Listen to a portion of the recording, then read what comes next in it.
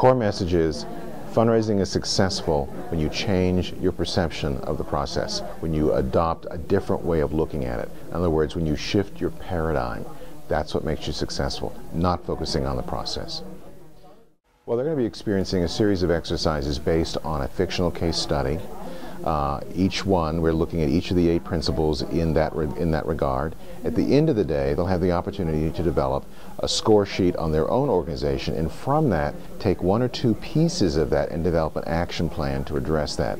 And I will feel it's been successful if everyone leaves there today with a different way of looking at fundraising. That's success today.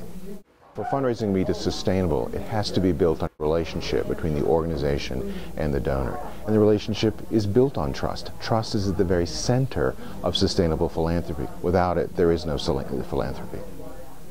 Well, I think a lot of people grasp the idea. The rub comes in applying it. It requires change. It requires moving people outside of their comfort zone.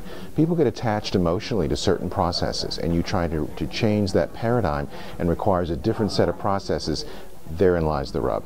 But I can tell you that the organizations who follow this paradigm are the ones that raise money year in and year out and have constantly expanding bottom lines.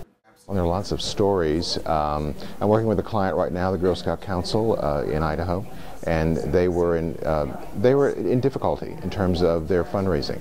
And they approached me last fall, and they began to shift their paradigm, and they've been very willing and very eager. And they had an appeal that just went out, I guess, a couple of weeks ago.